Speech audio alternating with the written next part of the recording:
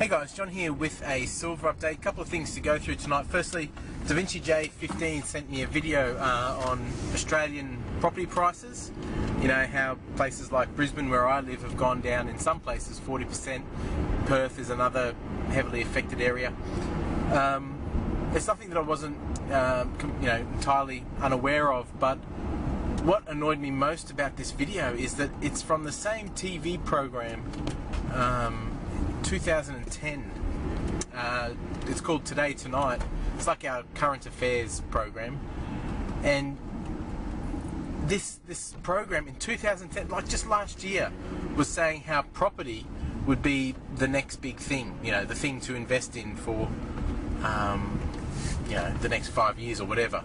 Tracy Grimshaw was the host that actually did the report. I remember it as clear as day because I said to my dad, I was at my dad's house when I was watching, I said, well, there it is, Dad, that's the top of the property market for you. There it is, right there in bloody RGB colour coming down the tubes. Tracy Grimshaw has just announced the end of the property market. And sure enough, that was like within about a month after that, prices started to ease and then drop, and now they're absolutely capitulating, you know, in the higher ends first. It's always the way sort of collapses like this start is the higher end get hit first, because that's where the money stops flowing, and then it affects everyone down the line. You know, and I've heard of properties that were sold for 10 million sell for 5 million. And that was last year. It's just getting out of control in some places, and it's slowly spreading, and banks are in big trouble here. Banks are in huge trouble. And I'm wondering what that's going to do to our currency. I really don't know if it's actually going to strengthen it, or it's just going to fall out of bed, because a lot of our debt is that the banks here have used to fund mortgages comes from overseas. So I don't know how that's all going to unwind. We'll see what happens. But thanks, DaVinci, for that video. I tell you what, I would have just liked to seen Today Tonight, which is it's a crappy TV gone are the days of investigative journalism. I mean, the Current Affair used to actually invest, it used to have substance. When I was a kid growing up, I remember these programs, Mike Willesee, remember him? He used to be the host. Would actually get politicians on there and ask some tough questions, and those days are just over. It's bloody shows are all about, is there more water in your meat and you're paying more per kilo because there's water in your meat, or, if you drive 30 kilometres to another shop, you might get your eggs for 10 cents cheaper, and how much of a rot it is. It's just, it's sickening. Anyhow, so I'll put a link to that video below, and you can, you can either laugh or cry depending on how you're feeling at the time. Next thing is, a few people have asked me, now that silver's closed above 40 for 3 days in a row, are you buying more? The answer is yes. Some people assume that I hadn't been buying. I've even done videos showing. First video was Stellar Reloads. Now it wasn't huge amounts of silver, relatively speaking. I did that video, and also the PAMP one. Again, not huge amounts of silver compared to how much was sold, but don't forget I've also been in gold, as I've been talking about, which has probably been the better investment since that's making the highs. So yes, I have started to buy more, but I tell you, I'm not as confident as I otherwise would be. I mean, while it looks good on the charts aren't everything, as we all know, and we've got to understand the fundamentals more than rely on what's on the charts. And I think, and it's actually I'm really happy to see a lot of the YouTubing comments around the place, questioning whether will silver and gold maintain their rally if the debt ceiling is resolved. And you can't see it, but I've just done those inverted comma signals with my hands when I say resolved. What I really mean is delayed, but if they come up with a temporary solution, it's good to see YouTubers, and I'm being very general here, talk about how that could have a negative impact for gold and silver. It used to be a little bit different, and that there was no way that gold and silver could ever go down, short term. So I'm happy to see that. It just shows that there's an evolution within the YouTube community. It's good to see. So I'm a little bit concerned that you know, if the debt ceiling is resolved, again doing those hand signals, that gold and silver will come out, because the fear trade will be off for a little while longer at least. And a lot of people are saying that. Now, does that mean because a lot of people are saying it won't happen and the metals could rally? Yeah, possibly could. Does that mean that the US might actually default because so many people are thinking there will be a solution? Yeah, all that could happen. You know, so that's why I stick to the rules, because the rules said 3 days above that breakout point, $40, start buying silver. So I'm now in the camp of a buyer. I bought a little bit today, and I'm probably going to be pretty slow to act until I know one way or another which way this debt ceiling thing goes. I've still got some gold. I've got some. I'm pretty diversified at the moment, to the point where I've even got I even got some more US dollars because I thought I might need them, going for 2 weeks now to the US. So I've got like US dollars, Australian dollars, gold, silver. So I'm really quite hedged at the moment. Anything can happen, and I think I'll end up even for the next few weeks. So that's okay from my point of view.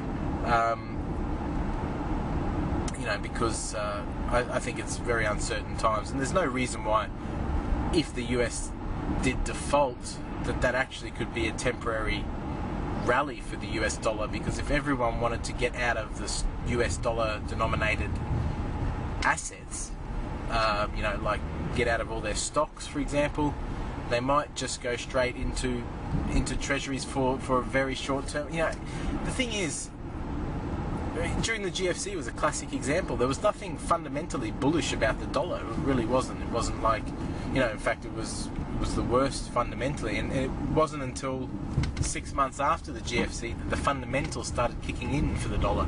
So whatever, in times of these, you know, calamitous times, anything can happen in the short term. It's very hard to predict, and you know, it seems like if you were to ask me, this whole debt ceiling is just a way to pass through some bills that Congress or the President wanted passed, and they'll do what they did with TARP and, you know, make it go to the 11th hour, and at the end of it, you know, push through a 5,000 page bill that has like 3 pages on raising the debt ceiling and 4,997 pages on how to extend, you know, the Patriot Act and how to extend, I don't know, whatever it is they want to extend and pretend with. It's just a way of passing other laws that they probably wouldn't get to be passed otherwise. So that's what I think is going to happen. I think it's all farcical, and it's one big charade, this whole debt ceiling thing. You know, I think the final blow to the US issue, the currency issue, the monetary issue, will come from the people, not from government. Politicians, as I was talking to a mate today, he said politicians don't make decisions like defaulting. It's not the populist political thing to do. So that probably won't happen. But it wouldn't be the first black swan event.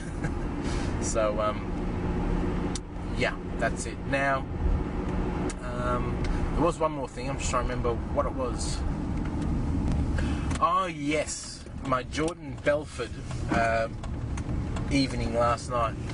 I went to see The Wolf of Wall Street. I actually feel like a bit of an idiot for even talking about it now, in hindsight. You have to, like, I'm not one to go to these self-help, you know, like Anthony Robbins type events. It's just not my thing. I have listened to Anthony Robbins when I was like 20 or something, but it's just not what I do.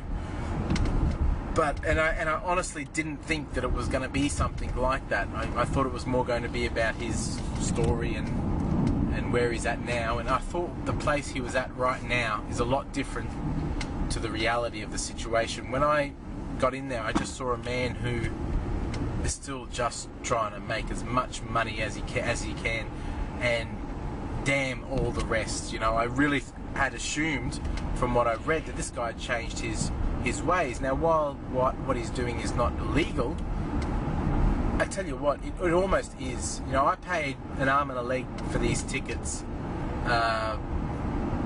because I wanted to meet him, I wanted to talk to him, and I wanted the chance to interview him to get his thoughts on you know, the current state of his country. I wanted the chance, that opportunity. It was worth it for me to pay some serious money to have a guaranteed you know, meeting with him. That was part of the deal. I sat there for 2 hours like an idiot listening to this guy ramble on about really quite, you know, university level sales techniques. I mean, yeah, sure, there's some good info in it. And then for the last half an hour, just try and upsell us for a 3-day sales event that's going to cost me $5,000. I mean, I already paid, like, you know, quite a considerable amount to go there, to be sold another event that goes for 3 days. Then when I met the guy, you know, it's hard to put a finger on. It's hard to label someone like that. But I just saw a man who was just desperate to make $1, screw everyone else. That's just the feeling I got, you know. Until you actually meet him and see him. And I wasn't interested in talking to him. I asked him one question because he spoke about, you know, in his presentation he said, you know, you got to have your why. If you want to make money, you got to have your why. You know, what's your reason to make money? And I asked him afterwards. I said, because, you know, I was already peed off by the time I met him. I was just absolutely rank. I didn't want to interview him at all. I said, so Jordan, what's your why? You know, why are you doing this? What's your why? He said, you know what? That's a good question. My why is my children.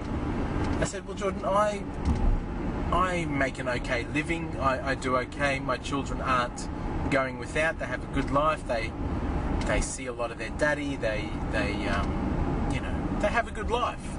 Much better than 90% of other kids. Why do I need to make more money? You know, why is having children such a powerful reason for you to want to make $50 million a year plus? And he ummed and ahed and ummed and ahed, and I just realised I just received a canned response from the guy who had just preached about the importance of a why. And then when questioned beyond just the canned response, could not give an answer as to why he is doing it.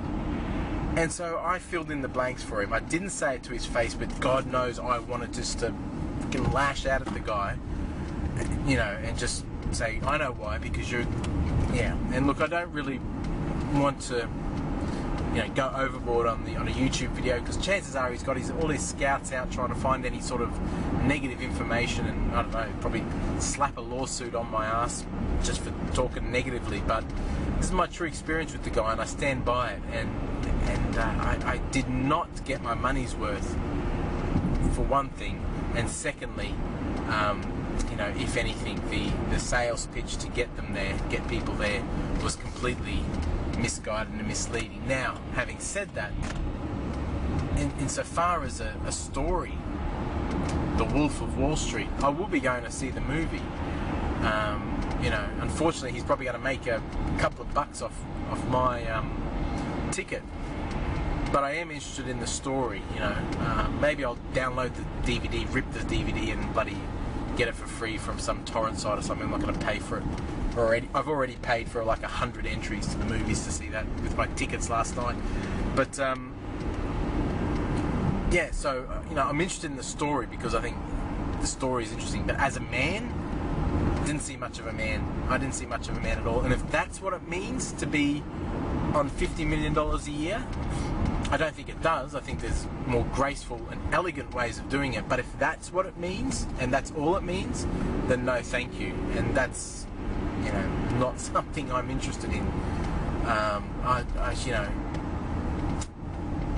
if you ever get the chance to meet him, you'll know exactly what I mean. You'll know exactly what I mean. And do not, the guy himself is not what you see in the media. It's a different guy. It's like he shapeshifts. Anyhow, there's my rant for the night. I'll talk to you soon, guys.